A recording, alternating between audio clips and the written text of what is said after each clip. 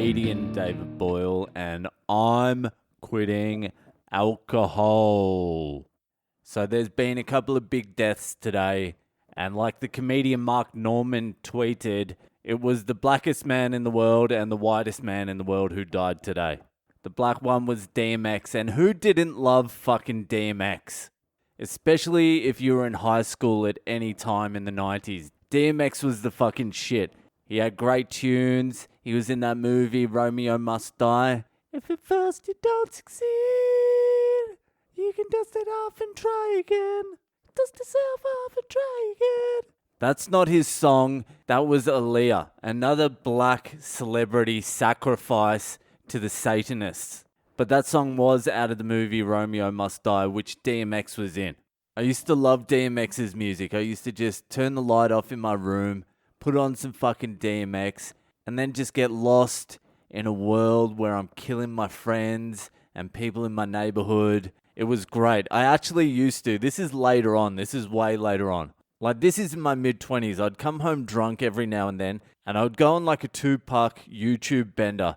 And if you watch enough interviews of Tupac, and I suggest you have a look because there's one particular interview where he does a prison interview, and he's the most articulate, well thought out, fucking brilliant human being you can fucking imagine. And I used to sit there drunk and go, hold on a second, this guy doesn't sound like what the media are portraying him to be. At one point in that interview, he says he wants to like structure his songs or something like Don McLean, like American Pie. Bye, bye, Miss American Pie. Drove my bitches to the levee, but the levee was dry. And the little old hoes are drinking whiskey and juice, singing, this will be the day that you die, motherfucker. This will be the day that you die. Yeah, so I used to listen to all these Tupac interviews, and I found out Tupac's mum was like a Black Panther, and she was dating some revolutionary black guy, whatever, and Tupac went to like an arts school. And I'm like, what? He went to a what? An arts school? Like a ballet school? Yeah, he went to a performing fucking arts school, Tupac. And I'm like, what the fuck is going on with this guy? Anyway, one time when I was looking at Tupac's history, I stumbled across a prison interview of DMX. And I'm like, all right, I'll have a little listen to what DMX has to say. And it was sort of the same fucking shit. I'm like, this guy's completely different to what he's portrayed in the media. He was talking some real philosophical shit, and he was talking about how he's going to become a preacher and all that sort of stuff. So just before I started this podcast, I did a quick search because I wanted to find out what he was in jail for that time. And I couldn't find it because he'd been arrested about 300 times. Apparently, DMX was addicted to crack cocaine by the age of 14. Do you know how fucking talented you have to be addicted to crack at 14, and then by the time you're like 24, you have 3 of the biggest albums in the entire world, and you're doing a blockbuster Hollywood film with Jet Li? Do you know the fucking talent you need to have to overcome that shit? It's incredible. But have a look at both of those. Look at Tupac's prison interview. I watched that maybe 50 times, drunk. I know 100% that is an amazing interview. But also look up DMX's. I'm pretty sure that is fucking good too. I can't remember it as well as the Tupac one because I only watched it maybe like 10, 15 times. But I'm pretty sure it's good. So rest in peace, D, you sweet angel. You'll be missed. And now to the whitest guy in the world, that fucking pedophile Prince Philip. I just don't understand why the people of Great Britain don't walk up to these fucking castles, rip these royal cunts out of their golden beds, and then drag them into the street and fucking Gaddafi them. Just Muammar Gaddafi them in the fucking street. It fucking boggles my mind how that has not already happened. So before I started this, I had a little Google of Prince Philip because I know he was Greek and his family got exiled from Greece for some reason. So I wanted to find out what it was about.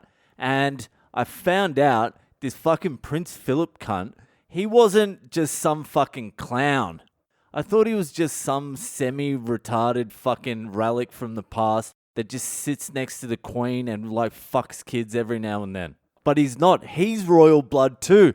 He's an actual fucking prince. He was the prince of fucking Greece and Denmark.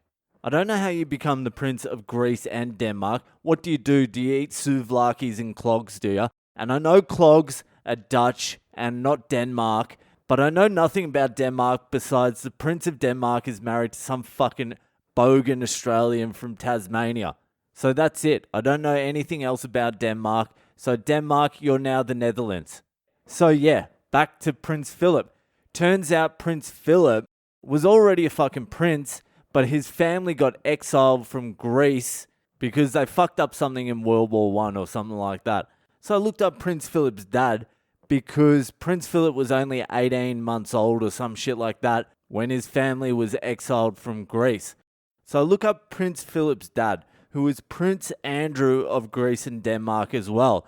And then I look at who his parents were, and this cunt's parents was King George I of Greece, and his mum was some Russian princess. They're all fucking each other. So Prince Philip, who was already a fucking prince, he had 3 sisters as well. And his 3 sisters married fucking Nazis. So do you reckon when the Queen and Prince Philip went to visit Prince Philip's sisters and their Nazi husbands, do you reckon the Queen and Prince Philip were like calling them out, just going, listen, enough with the Nazi shit. We're going to kick you out of the family if there's any more Naziing. No, I don't think so. I don't even think that would have come up. And plus the Queen is like German too. I don't know what the fuck is going on. It's such a labyrinth of fucking incest. And also, this is all from one Google as well. Prince Philip started courting Queen Elizabeth when she was 13 years old.